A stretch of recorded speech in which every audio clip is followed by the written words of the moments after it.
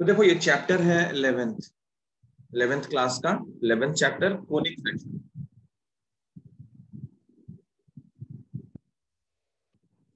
Conic section बहुत ही important chapter है। 11th में तो है ही इस पे क्वेश्चंस, क्लास 12th में भी यहां से तुम्हारा इंपॉर्टेंट पार्ट शुरू हो जाता है। बहुत सारी चीजें यहाँ पे ऐसी पढ़ेंगे हम लोग जो क्लास 12th में भी हमको यूज करनी है। ठीक है, तो ये जो चैप्टर है यहाँ से कोनिक सेक्शन, वैसे तो स्ट्रेट लाइन भी बहुत इंपॉर्टेंट है कि वेरियस फॉर्म्स में हमको स्ट्रेट लाइन का इक्वेशन लिखने आना चाहिए। यहाँ से तुमको बहुत मजा आएगा, मतलब कोऑर्डिनेट ज्योमेट्री सच में कितनी इंटरेस्टिंग है वो तुमको इस चैप्टर से समझ में आने लगेगा। हर चीज की लॉजिक होगी, कुछ भी रटने को नहीं बोला जाएगा। ठीक है, हर चीज समझाया जाएगा लॉजिक के साथ। फिर तुम्हें वो चीज जब बिल्कुल समझ में आएगी ना, तो फिर करने में बहुत मजा आता है, क्योंकि जो भी हम समझ रहे हैं वो हम देखेंगे भी कि हाँ सच में ऐसा ही हो रहा है। तो यहाँ से चैप्टर बहुत इंटरेस्टिंग है और बहुत ज्यादा इंपॉर्टेंट है, बहुत ज्यादा इंपॉर्टेंट है। तो अभी जो कॉपी बन रही है ना, इस कॉपी को अगले साल तक के लिए सेव रखना है। क्लास 12th में ये वाली कॉपी से जरूरत पड़ जाए, जैसे सर्कल का इक्वेशन हमको इस फॉर्म में कैसे लिखना है, सर्कल पे टेंजेंट कैसे बनाना है, तो ये सब चीजें, हालांकि टेंजेंट नॉर्मल क्लास 11 के सिलेबस में नहीं है। तो एक बार हम कोनिक सेक्शन खत्म कर लें, मतलब सर्कल के पार्ट्स खत्म कर लें, तो उसके बाद हम टेंजेंट्स नॉर्मल भी थोड़ा थोड़ा सीख लेंगे, बट तुम्हारे एग्जाम के बाद। ओके, 12th वालों को तो मैं करवा दूंगा। तो ये बहुत ज्यादा इंपॉर्टेंट है। ठीक है, इसके एक एक पॉइंट को, एक एक क्वेश्चन को कॉपी बिल्कुल संभाल के रखनी है। देखो कोनिक सेक्शन में क्या क्या पढ़ना है हमको, ये बहुत बड़ा चैप्टर है। वैसे अगर इसमें बात करें तो 1 महीने कम से कम लगेंगे। कोनिक सेक्शन में क्या क्या चीजें हमको पढ़नी है। कोनिक सेक्शन में सबसे पहले स्टार्ट करेंगे सर्कल से, फिर उसके बाद होगा पैराबोला, फिर होगा हमारा इलिप्स, और फिर होगा हाइपरबोला। तो इन चारों को हम साथ में करेंगे। तो अगला जो 1 महीना है वो हम कोनिक सेक्शन पे पूरा अच्छे से बिताएंगे, मतलब अक्टूबर पूरा इसमें हमको निकालना है। ठीक है, और हर चीज को हम बहुत डिटेल में पढ़ेंगे, क्योंकि हर एक चीज हमारे लिए क्लास 12th में जाके इंपॉर्टेंट होने वाली है। कोई भी एक कर्व दिया होगा, उस कर्व के लिए इस पॉइंट पे टेंजेंट का इक्वेशन लिखो, नॉर्मल का इक्वेशन लिखो, तो इस तरह की चीजें हमको करनी पड़ेंगी। या कोई लाइन का इक्वेशन दे दिया, मान लो ये लाइन का इक्वेशन दे दिया, और एम और सी पे क्या कंडीशन है कि ये वाली लाइन इस सर्कल के लिए टेंजेंट बन जाए, ऐसे क्वेश्चन आएंगे। इस एम और सी पे क्या कंडीशन है कि ये लाइन इस सर्कल के लिए नॉर्मल बन जाए। तो टेंजेंट, नॉर्मल, बहुत सारी चीजें होंगी। अब तो सर्कल हो गया, ये मान लो पैराबोला हो गया, तो एम और सी पे क्या कंडीशन है कि ये वाली लाइन, तो लाइन है ना, अब एम और सी पे क्या कंडीशन होगी कि ये वाली लाइन इस पैराबोला के लिए एक टेंजेंट बन जाए, या इस पैराबोला के लिए नॉर्मल बन जाए। तो इस तरह की चीजें करेंगे। बहुत बहुत ही इंपॉर्टेंट कॉन्सेप्ट है, बहुत इंटरेस्टिंग है, तुम्हें बहुत मजा आएगा। ठीक है, तो एक एक करके इनको हम स्टार्ट करते हैं। मैंने ये सोचा है कि सर्कल्स में हमको 3 दिन लगेंगे, पैराबोला में भी ऐसे ही 3 दिन लगेंगे, एलिप्स में भी कम से कम 3 दिन लगेंगे, कम से कम वाली बात है। अगर तुम सिर्फ एनसीईआरटी के अकॉर्डिंग चलो, एनसीईआरटी के अकॉर्डिंग चलो, सिर्फ एनसीईआरटी में जो दिया है वही करें, तो इसमें हमको 1 दिन में हो जाएगा। पैराबोला भी 1 दिन में हो जाएगा, ये भी 1 दिन में हो जाएगा, और ये भी 1 दिन में हो जाएगा। सर्कल मान लो 2 दिन लगेंगे। तो हमारे अकॉर्डिंग हमको टोटल 12 क्लासेस लगेंगी, और एनसीईआरटी में जितना दिया है सिर्फ उतना ही करते चले, तो ये 5 दिन में खत्म हो जाएगा।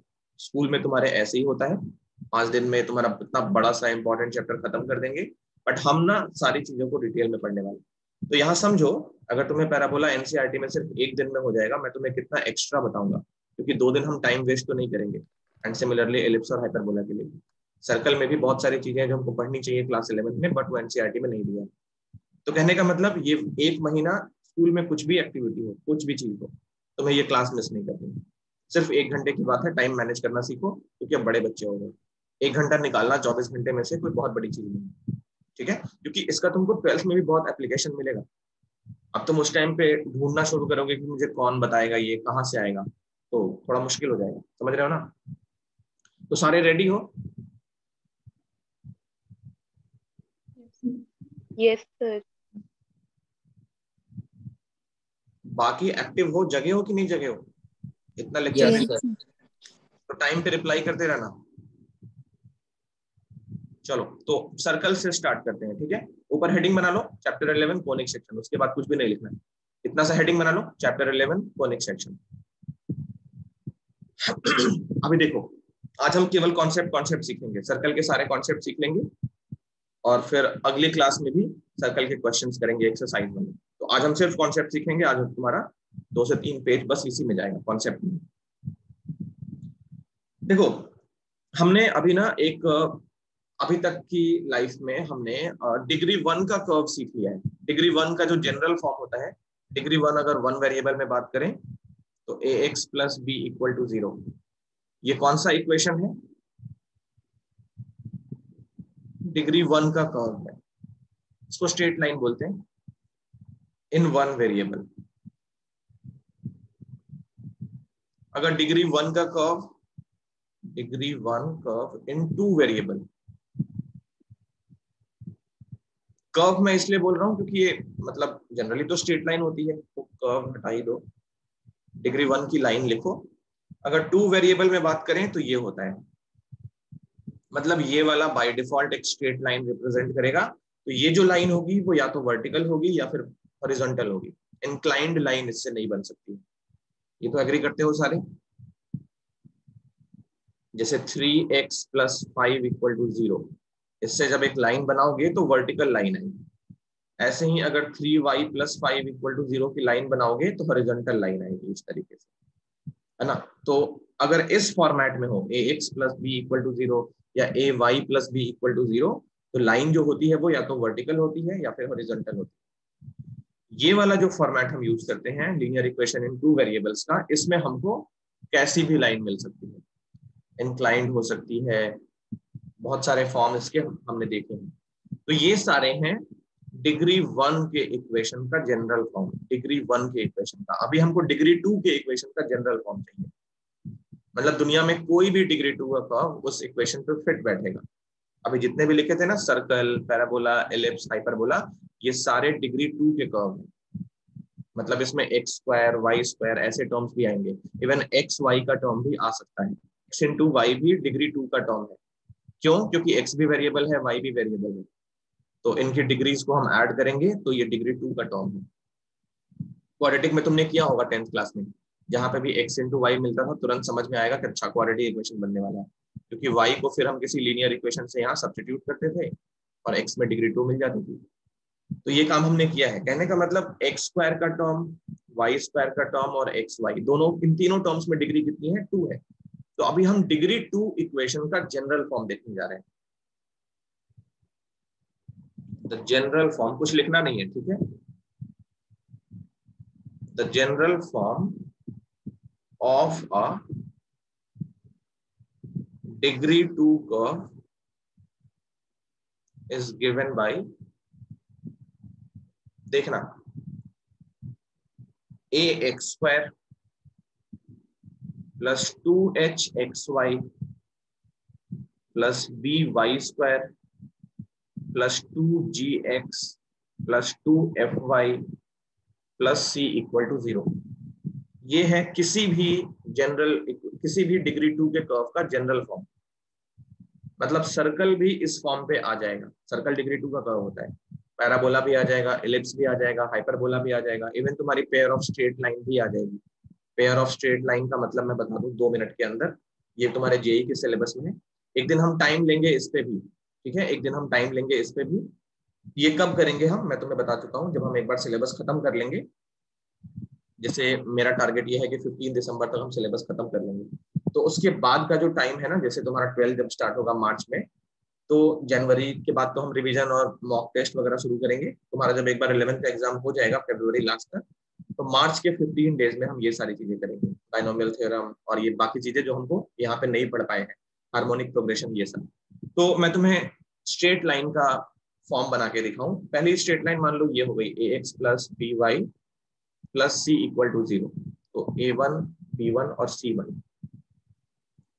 a2x plus b2y plus c2 equal to 0। तो ये जो है ना, ये क्या क्या रिप्रेजेंट कर सकता है, देखो ध्यान से सुनो। ये पहली चीज रिप्रेजेंट कर सकता है pair of straight line. Pair of straight line, pair of straight line मतलब 2 स्ट्रेट लाइन इसके अंदर है। ओके, 2 स्ट्रेट लाइन का इक्वेशन इसके अंदर है। पेयर ऑफ स्ट्रेट लाइन, जैसे ये दोनों लाइंस अगर मैं मल्टीप्लाई कर दूं तो ये फॉर्मेट का इक्वेशन मिल जाएगा। गारंटी है इस बात की, मैं करके दिखाऊंगा अभी। नंबर 2, यही यही डिग्री 2 का कर्व सर्कल भी रिप्रेजेंट कर सकता है, यही डिग्री 2 का कर्व पैराबोला भी रिप्रेजेंट कर सकता है, यही कर्व तुम्हारा एलिप्स को भी रिप्रेजेंट कर सकता है, यही तुम्हारा हाइपरबोला भी रिप्रेजेंट कर सकता है। अभी ये देखो कि पेयर ऑफ स्ट्रेट लाइन कैसे रिप्रेजेंट कर पाएगा ये वाला।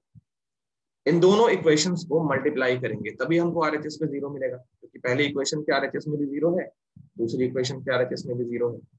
इन दोनों इक्वेशंस को मल्टीप्लाई करो, a1x plus b1y plus c1 into a2x plus b2y plus c2 equal to 0। हाँ, मल्टीप्लीकेशन थोड़ा सा लंबा होने वाला है, बट कोई नहीं, हमको ये फॉर्म मिलेगा ही मिलेगा, इसकी गारंटी।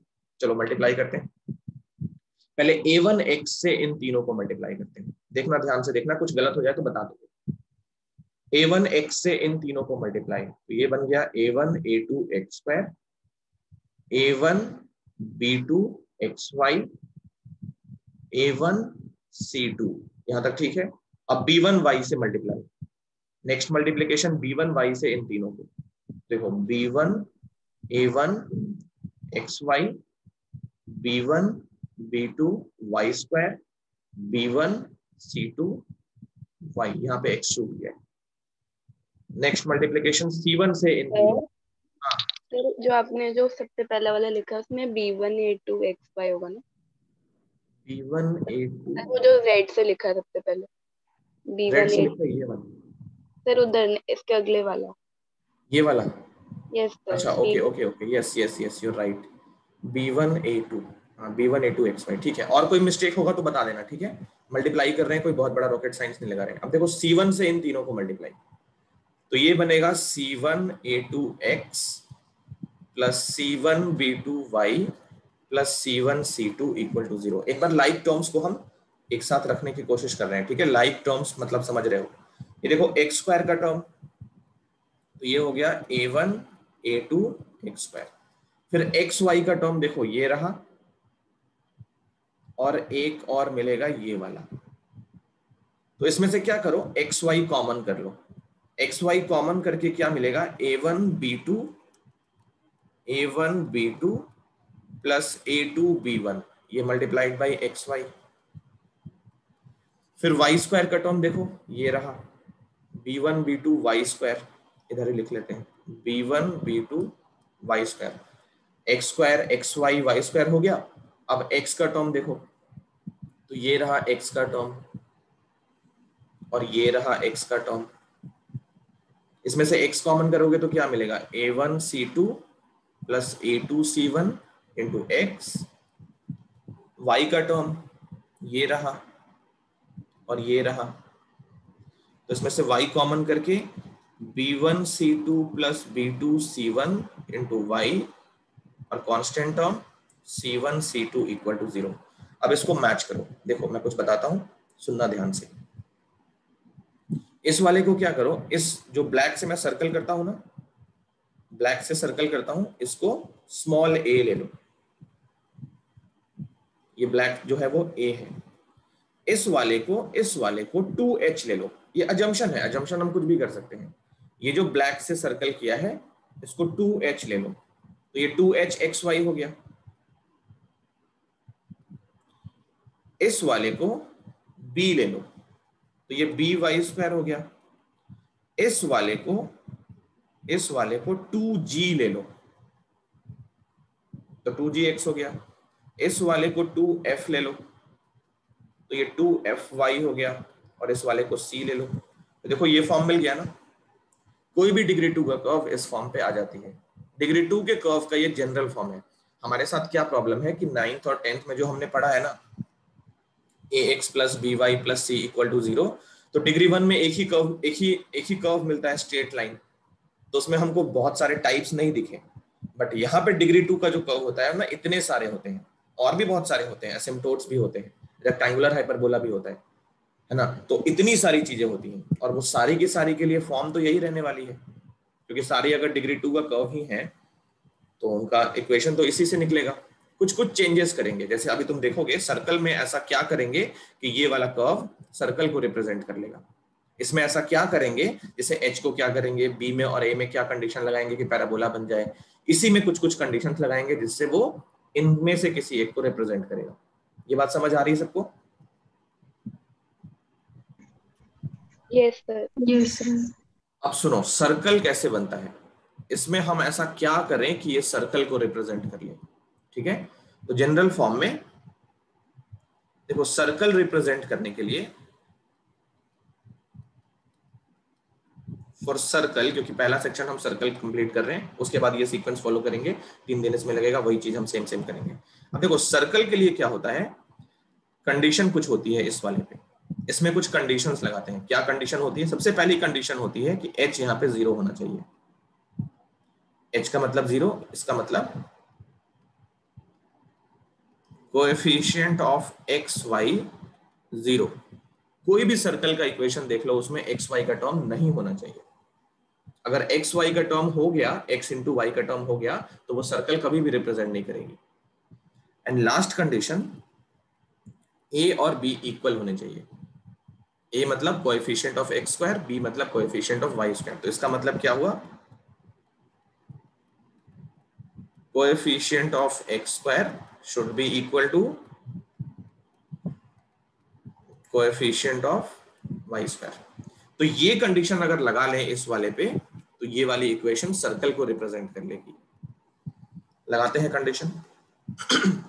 तो देखो पहले क्या होगा, ए और बी हमारे इक्वल हैं। ओके, ए और बी इक्वल है तो क्या करोगे, अब कोई ये ना बोले, जैसे मान लो मैं तुम्हें एग्जांपल लिख के बताऊं, ऐसा इक्वेशन अगर दे दिया, h तो 0 हो गया तो ये टर्म खत्म हो चुका है, और a और b इक्वल है, मैंने मान लिया 3 है। तो इस तरीके से अगर लिखा है तो ये सर्कल का इक्वेशन तो है, बट ये फॉर्म तुमको लिखना नहीं है। ध्यान से सुनो, ये सर्कल का इक्वेशन गारंटी के साथ है। जैसे मैं 2g और 2f की भी वैल्यू ले लूं, अगर मान लो यहाँ पे लिख लिया मैंने 12x plus 18y plus 9 equal to 0। तो ये सर्कल है, एकदम सर्कल है, मैं स्टैम्प पेपर पे लिख के दे सकता हूँ, ये सर्कल की इक्वेशन है पक्का। अब उस सर्कल का रेडियस निकलेगा कि नहीं निकलेगा अलग बात है। ठीक है, सर्कल का रेडियस निकलेगा कि नहीं निकलेगा अलग बात है, बट ये सर्कल है एकदम गारंटी के साथ। क्यों? क्योंकि इसमें एक्स वाई का टर्म नहीं है, और ए और बी की वैल्यू, ए और बी की वैल्यू समझ रहे हो, coefficient of X square coefficient of Y square, वो इक्वल है। बट तुम्हें ये फॉर्म लिखना नहीं है। तुम्हें कौन सा फॉर्म लिखना है? तुम्हें वो फॉर्म लिखना है जिसमें एक्स स्क्वायर वाई स्क्वायर का कोएफिशिएंट 1 हो। तुम्हें वो फॉर्म लिखना है जिसमें एक्स स्क्वायर वाई स्क्वायर का कोएफिशिएंट 1 हो। तो कभी सिंप्लीफाई करने पे तुम्हें अगर ये स्टेप मिल जाता है, तो यहाँ तो वैसे भी हमको 3 कॉमन करके कैंसिल करना है, क्योंकि 3 देख रहे हो सारे के टेबल में आ रहा है। बट मान लो सिचुएशन ऐसी हो कि ये तुम्हारा 3 से डिवाइड ना हो रहा हो, ये तुम्हारा 3 से डिवाइड ना हो रहा हो, ये भले हो रहा हो, तो जब तक सारे में डिवाइड नहीं लगता है हम 3 से डिवाइड नहीं करते हैं। बट यहाँ तुमको फोर्सफुली डिवाइड करना ही है। एक्स स्क्वायर वाई स्क्वायर का कोएफिशिएंट 1 होना चाहिए, इस बात की गारंटी ले लो। तो क्या करोगे, भले ये डिवाइड हो रहे हो ना हो रहा हो, तुम्हें क्या करना है, 3 से डिवाइड करना है। तो X square plus Y square plus 10/3 into X 7/3 into Y plus 3 equal to 0, ये हमारा इक्वेशन है। तो इस लाइन को थोड़ा सा और मैं मॉडिफाई करता हूँ, a इक्वल टू बी तो होना ही चाहिए, बट इसके बाद भी तुमको याद रखना है कि coefficient of X square and coefficient of Y square should be unity, should be 1। तो इसी के नीचे मैं लिख देता हूं ताकि वो याद रहे, ऐसी गलती भूल से भी ना हो। Coefficient of X square and Y square should be 1। तो अब देखो इक्वेशन क्या बनी सर्कल की, standard equation of a circle, general equation of a circle, वो बनी X square plus Y square plus 2gx plus 2fy plus c equal to 0। ये circle की जनरल इक्वेशन है। कहां से मिला है ये? तो इसी वाले में कुछ कुछ चेंजेस करके मिला है। ठीक है, तो पहले एक काम करो, ये कॉपी करना है और ये भी साइड में लिख लोगे, ये वाला भी साइड में लिख लोगे, जहां पे मैं ए बी सी क्या क्या है वो लिखवा देता हूं। तब तक लेफ्ट साइड का पूरा कॉपी करना स्टार्ट करो। a equal to a1 a2 2H equal to A1B2 plus A2B1, B equal to B1B2,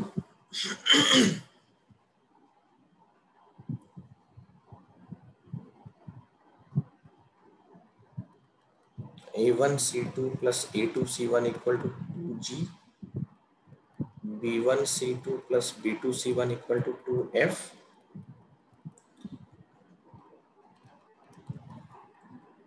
and C1C2 equal to C। तो ये हमारा अजम्पशन रहा। ये कॉपी करने के बाद ये राइट साइड वाला भी कॉपी कर लो। इसका टॉपिक का नाम है पेयर ऑफ स्ट्रेट लाइन।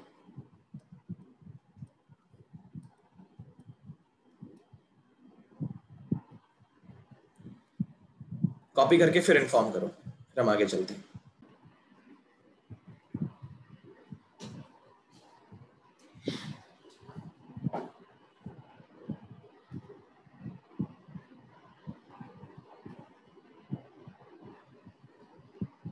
हो गया सर। अभिनव, आरुष, Yes, sir, done. मिटाऊ ना ये अभिनव? से हो गया, हाँ हो गया। बहुत बढ़िया। Yes, sir. अब देखो कुछ आगे चलते हैं हम लोग। सर्कल के इक्वेशन हम वेरियस फॉर्म्स में पढ़ते हैं, ठीक है? तो ये वाली पहले टेबल मुझे बना लेने देना, अभी कॉपी नहीं करना है, ठीक है? बस देखना तुम, फिर मैं इसको एक्सप्लेन भी करूंगा। यहां लिखेंगे इक्वेशन, थोड़ा सा और लंबा करें इसको। यहां उस सर्कल का इक्वेशन लिखेंगे, यहां पे हम उसका सेंटर लिखेंगे। अलग अलग सिचुएशंस में हमको कैसी कैसी चीजें दी होती हैं, यहाँ पे उसका रेडियस लिखेंगे और यहाँ पे उसका ग्राफ बनाएंगे। ग्राफ मतलब छोटा सा एक फिगर टाइप बनाएंगे, ओके? तो देखते रहना, लिखना अभी नहीं।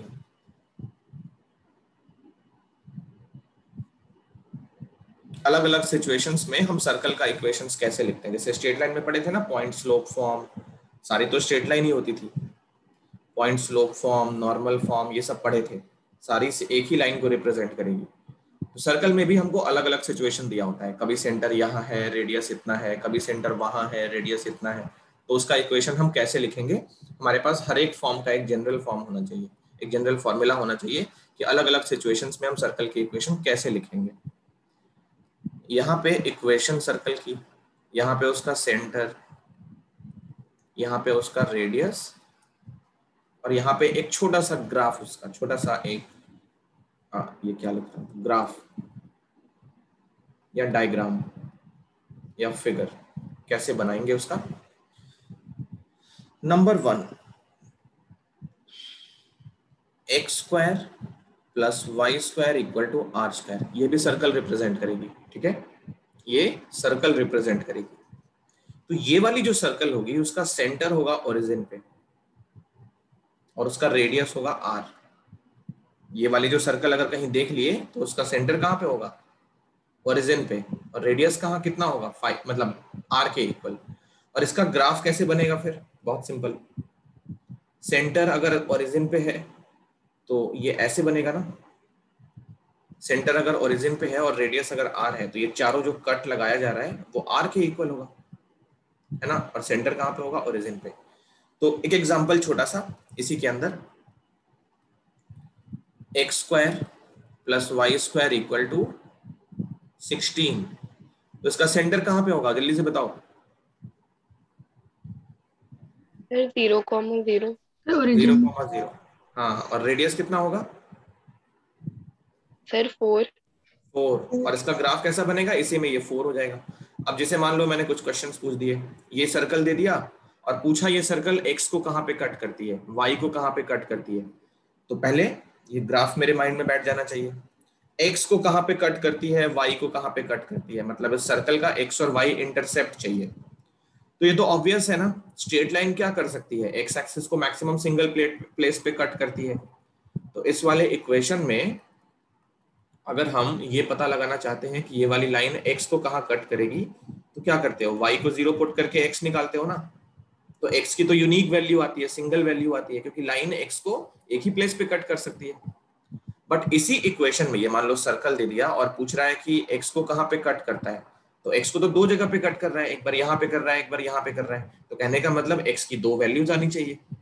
तो इसमें जब y 0 करोगे एट y इक्वल टू 0, तो x की वैल्यू क्या मिलेगी, पहले तो x स्क्वायर 16 है। अब ये मैंने बहुत बार बताया है कि जब भी डिग्री 2 सॉल्व करोगे तो स्क्वायर रूट तो लगाओगे बट प्लस माइनस साइन के साथ लगाओगे, बोला था ना। तो x की वैल्यू मिली प्लस माइनस 4, तो ये वाला जो पॉइंट है वो 4,0 4, इस y के साथ और माइनस 4,0 इस y के साथ। समझ रहे हो? तो हर चीज का कनेक्शन है, अपने आप से कुछ भी नहीं हो रही है। इसीलिए तो इस चैप्टर में बहुत मजा आएगा, क्योंकि जो भी हम पढ़ेंगे वो हम देखने की कोशिश जरूर करेंगे, ऐसा नहीं कि सिर्फ क्वेश्चन सॉल्व करें आगे बढ़ गए। अब इसी तरीके से पूछ लिया कि x को कहाँ पे कट करता है, तो ये हो गया। अब पूछ लिया y को कहाँ पे कट करता है, तो उसके लिए x को 0 करोगे, x जब 0 करोगे तो y स्क्वायर आ जाएगा 16 और y की वैल्यू फिर से प्लस माइनस 4। तो ये जो पॉइंट हो गया वो 0,4 और नीचे वाला पॉइंट क्या हो गया 0,-4।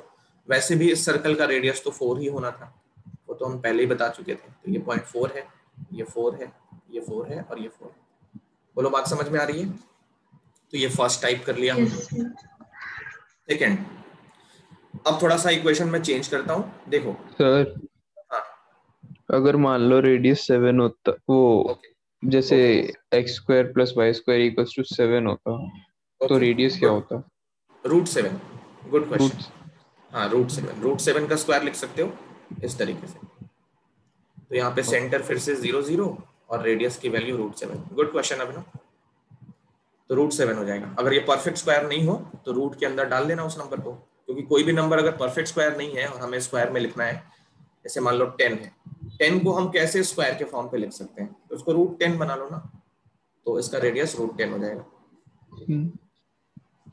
चलो तो अब नेक्स्ट टाइप देखो, ये होता है x माइनस एक्स नॉट का whole square, y minus y not का whole square equal to are square. ये भी सर्कल रिप्रेजेंट करेगी, ये इक्वेशन भी सर्कल रिप्रेजेंट करेगा, इस फॉर्म पे भी देते हैं कई बार। तो इस सर्कल का जो सेंटर होगा वो होगा x नॉट वाई नॉट पे और रेडियस हमारी r होगी। इस सर्कल का जो सेंटर होगा उसका क्या होगा, कोऑर्डिनेट क्या होगा, x नॉट वाई नॉट और रेडियस होगा r। तो x नॉट वाई नॉट कहीं पे भी हो सकता है, ये x नॉट वाई नॉट कहीं पे भी हो सकता है, ओरिजिन पे भी हो सकता है। ध्यान से सुनो, x नॉट वाई नॉट को 0 रख लोगे ना तो ये इक्वेशन मिल जाएगी ये वाली। तो इसका रैंडम सर्कल है, दुनिया में कहीं भी हो सकती है। तो एक फॉर्म हम बना लेते हैं, ये पॉइंट मान लो हमारा x नॉट वाई नॉट हो गया और ये वाली डिस्टेंस हमारी r हो गई।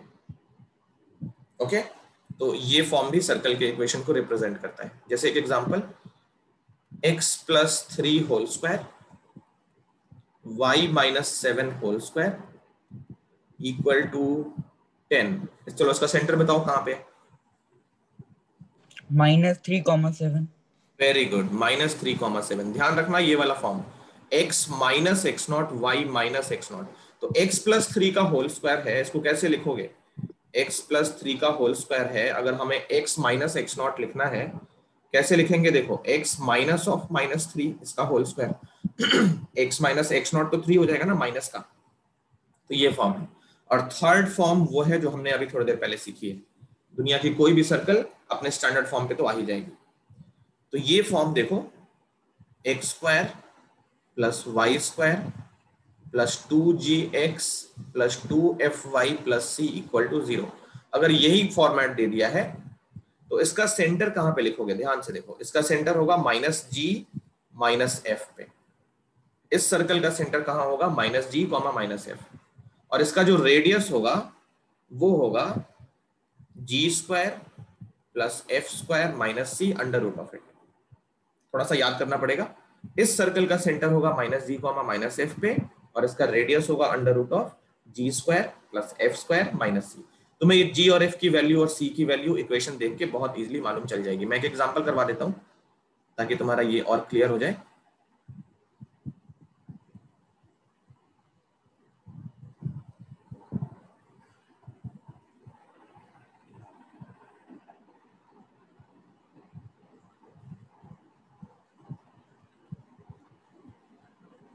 देखो एक इक्वेशन लेते हैं,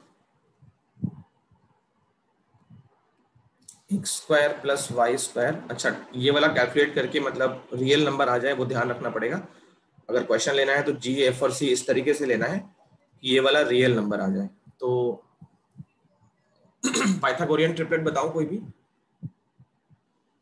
5, 12 और 13। तो 5 के लिए g को करना पड़ेगा कितना, 2.5, 5/2x, फिर 6, तो ये हो जाएगा कितना, 6y प्लस 13। ऐसे कर लो अगर, चलो ये थोड़ा सा डेंजरस हो गया ना, हम रेडियस बस ऐसे करेंगे, कुछ भी आ जाए, रूट में भी आ जाए तो चल जाएगा। तो ये मान लिया हमने 10x है, ये मान लिया 5y है, 5y, फिर इवन नंबर लेंगे तो पहली बार समझ में आएगा अच्छे से, 12y, और ये मान लिया प्लस का 3 है। तो ये सर्कल का इक्वेशन है। अब हमको क्या करना है, इसका सेंटर और रेडियस पता लगाना है। तो सबसे पहले सेंटर और रेडियस निकालने के लिए जो सेंटर है वो -g -f होता है, और रेडियस की वैल्यू क्या होती है, रेडियस होता है √of g² plus f² minus c। चलो कैलकुलेशन स्टार्ट करें। तो इस क्वेश्चन में ध्यान से सुनो, जो 2g है ना वो 10 है। 2g कितना है, 10 है, क्योंकि x का कोएफिशिएंट क्या होता है, 2g, और y का कोएफिशिएंट है 2y मतलब 2f, और उसकी वैल्यू है 12। तो g यहां से निकालोगे 5, f निकालोगे 6, तो सेंटर जो हो गया, सेंटर होता है -g, -f, तो इस सर्कल का सेंटर हो गया कहां पे, -5, -6 पे। ये आंसर हो गया। अब रेडियस की बात करें तो रेडियस में हमको g² plus f² minus c चाहिए। देखो यहाँ पे, अब g² क्या हो जाएगा, 5² 6² माइनस c। तो सिंप्लीफाई कर लो, 25 प्लस 36 माइनस 3, ये कितना आ रहा है, ऐड सब्ट्रैक्ट करके बताओ जल्दी से। 58 नहीं 68, कितना आ रहा है, 58 आ रहा है क्या,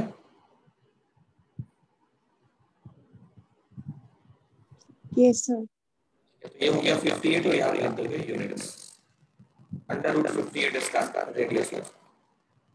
बोलो समझ गए। तो इस पे क्वेश्चन हम इस तरीके से करते हैं। ये इक्वेशन दे दिया, सेंटर फाइंड करना है, रेडियस फाइंड करना है, तो ये फॉर्मेट हम लोग यूज कर सकते हैं। ये पूरा क्लियर है लोग। सर आपकी आवाज क्लियर नहीं है, मतलब कुछ है। सर यस सर, कुछ मतलब आवाज बदली सर, मतलब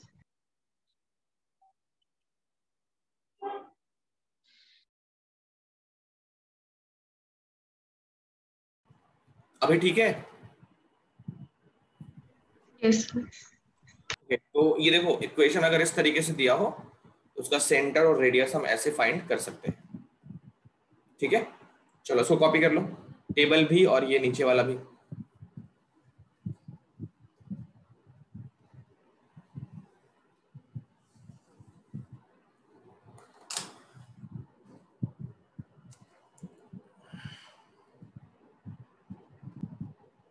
हो गया सबका।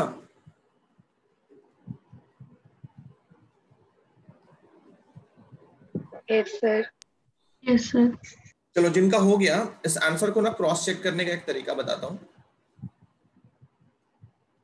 ये जो सेंटर और रेडियस मिला है ना, इसको क्रॉस चेक करने का, आंसर सही है कि गलत है, वैसे बिल्कुल सही है, बट एक बार फिर भी मन में कहीं आ जाए कि ये सही है कि गलत है, तो क्या करो, इस सेंटर को, ये है ना सेंटर, और इस रेडियस को यहां पे रख के देखो इस वाले फॉर्मेट में, ये इक्वेशन मिलती है कि नहीं मिलती। चलो रख के देखते हैं।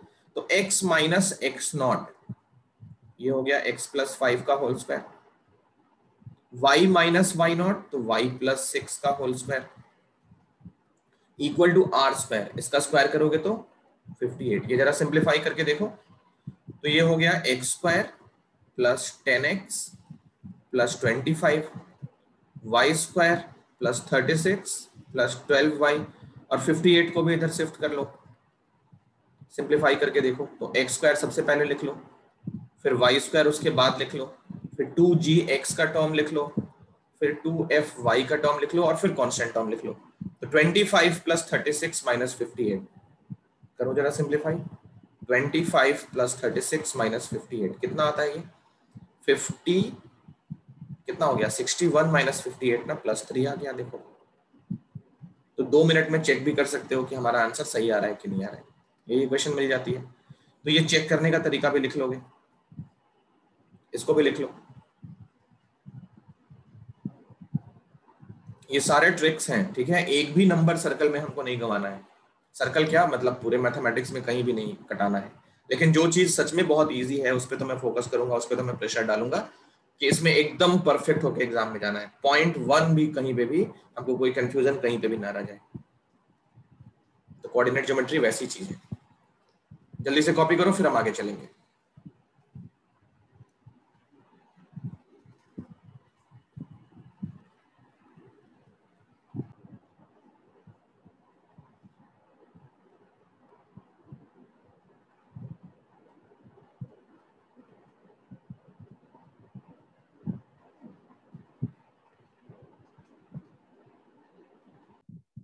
सबका हो गया? Yes sir. Yes sir. चलो अब देखो यहाँ पे ना, ये जो क्वांटिटी है थर्ड केस, ये जो क्वांटिटी है वो देख रहे हो रूट के अंदर है। इस वाले में ये क्वांटिटी रूट के अंदर है। अब तुम्हें पता है रूट के अंदर कुछ भी नहीं रख सकते। तो ये जो g square plus F square minus c है ना, वो एक स्पेशल चीज बन गई है जो कोई भी वैल्यू नहीं ले सकती है। तो उस पर कुछ कंडीशंस हैं जो सर्कल मतलब सर्कल बन पाएगा कि नहीं बन पाएगा वो डिसाइड करती है। तो वो भी डिस्कस कर लेते हैं, क्योंकि रूट के अंदर कोई भी नंबर ऐसे थोड़ा ना रख लेंगे। जैसे मान लो रूट एक्स है, अब मैं बोलूं कि एक्स हमको -5 रखना है, रख ही नहीं पाएंगे। तो ये सारी चीजें भी सर्कल बनाने में हेल्प करती है कि क्या वो सर्कल एग्जिस्ट करेगी या सर्कल एग्जिस्ट नहीं करेगी। क्योंकि रूट के अंदर की चीज नेगेटिव तो हो नहीं सकती। तो उस पर क्या क्या कंडीशन है वो भी हम लोग समझ लेते हैं। देखो थर्ड वाले को थोड़ा सा और एक्सप्लेन करते हैं। इस वाले को रेडियस जो है वो अंडर रूट है g square plus F square minus c के। तो इसको ऐसे देखो, ये g square plus F square और सी जो है वो माइनस का है। तो पहला केस ये बनता है, अगर मान लो ऐसा हो जाए जी square plus F square C के इक्वल हो जाए, तो उस केस पे क्या होगा? रेडियस की वैल्यू तो 0 हो जाएगी ना। अगर जी square plus F square C के इक्वल हो जाए तो उसका रेडियस क्या होगा? 0 होगा। ऐसी सर्कल को हम बोलते हैं पॉइंट सर्कल। पॉइंट सर्कल मतलब जिस सर्कल का रेडियस ही 0 हो जाए, रेडियस वैनिश हो जाए, तो वो तो पॉइंट सर्कल, एक डॉट बनेगा बस। तो ये डॉट सर्कल है, बस सेंटर पे ही सारा सर्कल आके बैठ जाएगा। समझ रहे हो ना? तो इस सर्कल का, ऐसी सर्कल का रेडियस क्या होगा? 0 होगा। और इसका सेंटर जो होगा ना, वही सर्कल भी बन जाएगी। हालांकि थोड़ा सा ये लॉजिकल नहीं लग रहा है, बट यही कॉन्सेप्ट है। ऐसी सर्कल का रेडियस क्या होगा? वैनिश करेगा, और ये सर्कल का नाम होगा पॉइंट सर्कल। नंबर 2, अगर जी स्क्वायर प्लस एफ स्क्वायर सी से बड़ा आता है, तो ऐसे ही केसेस में सर्कल हमारी एग्जिस्ट करती है। यही वो केस है जब सर्कल हमारी रियल सर्कल होगी, सर्कल एग्जिस्ट करेगी। और लास्ट केस, अगर कहीं पे ऐसा हो जाए जी स्क्वायर प्लस एफ स्क्वायर सी से छोटा हो जाए, तो इस केस पे रूट के अंदर नेगेटिव मिलेगा। तो वो सिचुएशन हमारी इमेजिनरी सर्कल को बताएगी। इमेजिनरी सर्कल, जैसे मैं इन तीनों का एक एक एग्जांपल लेता चलता हूँ। फर्स्ट वाले का एग्जांपल थोड़ा सोचना पड़ेगा, बट कोई नहीं, कर लेंगे। X square plus Y square, देखो G square plus F square C के इक्वल होना चाहिए। तो जी को क्या ले लोगे? मान लो पाइथागोरियन ट्रिपलेट याद करो, या कोई भी नंबर ले लो। जैसे मान लो 3 का स्क्वायर किया, तो जी अगर हम ले लें 3, तो 3 स्क्वायर बन गया 9। एफ हमने ले लिया मान लो 4 का स्क्वायर 16। तो अगर हमने सी 25 ले लिया, तो इस सर्कल का निकालो रेडियस 0 आ जाएगा। इस सर्कल का रेडियस निकालो 0 आ जाएगा। G square plus F square minus c करोगे ना, तो इसका रेडियस 0 आ जाएगा और ये पॉइंट सर्कल बन जाएगी। कैसे? देखो इसका जी है 3, एफ है 4, तो 3 स्क्वायर प्लस 4 स्क्वायर कितना होगा? 5 स्क्वायर। सी यहाँ पे 5 रखना, सॉरी 25 नहीं है, ये 5 है। तो इस सर्कल का रेडियस क्या होगा? 0 हो जाएगा। ठीक है, इस सर्कल का रेडियस 0 हो जाएगा। और देखो दूसरी, इस वाले के लिए रियल सर्कल कैसी बनेगी? तो अभी थोड़ी देर पहले किया है, वो भी रियल सर्कल थी। इसी में 6x प्लस 8y, तो जी स्क्वायर प्लस एफ स्क्वायर कितना आ रहा है? 5 आ रहा है ना। तो c जो होगा वो 5 से छोटा रखना है, 2 रख लो, ये बन जाएगी हमारी रियल सर्कल। और इसी वाले में X square plus Y square plus 6x plus 8y, अगर यहाँ पे हम 5 से बड़ा नंबर रख लेते हैं, जैसे मान लो 7 रख लिया, तो ये जो है हमारी इमेजिनरी सर्कल है, ये हमारी पॉइंट सर्कल है। इस सर्कल का रेडियस 0 होगा और ये एक पॉइंट पे खत्म हो जाएगा, ये हमारी रियल सर्कल का इक्वेशन है। इसमें हमको सेंटर रेडियस सब दिखेगा, सब मिलेगा, इसमें हम सेंटर निकाल लेंगे बट इसका रेडियस पॉसिबल नहीं है, तो इसी वजह से ये इमेजिनरी सर्कल है। ये भी कॉपी कर लो जल्दी से।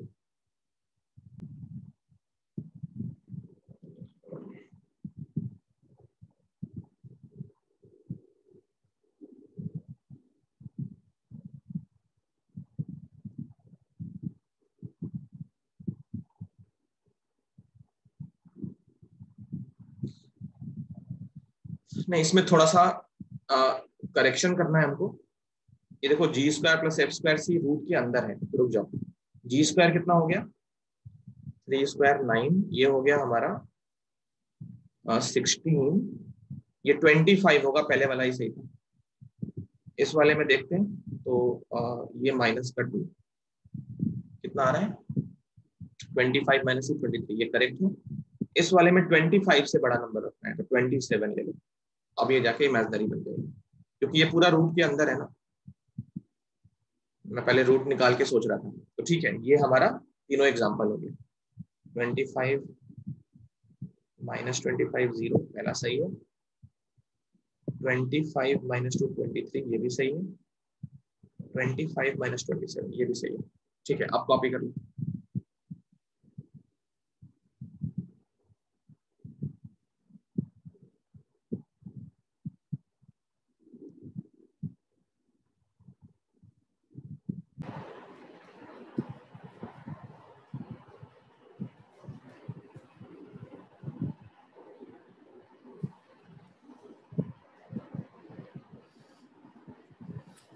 कॉपी कर लिए? Yes sir. तो कॉन्सेप्ट पे अभी मुझे लग रहा है अब हमने हाफ शायद किया होगा, अभी एक दिन और लगेगा। ठीक है, कॉन्सेप्ट भी हम अगले क्लास पे ही करेंगे, अगले क्लास पे भी कॉन्सेप्ट ही करेंगे। और उसके बाद हमको एक्सरसाइज में, मतलब ऐसे सच माने तो 1.5 घंटे का टाइम लगेगा। ओके, तो अभी सर्कल में, मतलब थर्ड जो लेक्चर होगा, आज तो फर्स्ट है, थर्ड लेक्चर में थोड़ा सा फास्ट चल लेंगे। और क्या करेंगे, मतलब 3 दिन में सर्कल अगर खत्म करनी है, थर्ड लेक्चर में थोड़ा सा फास्ट चल लेंगे। तो अगली क्लास पे भी इसके सारे कॉन्सेप्ट हम कर पाएंगे, और उसके बाद वाली क्लास पे हम एक्सरसाइज में एंटर करेंगे। ठीक है, तो आज यहीं पे रखते हैं।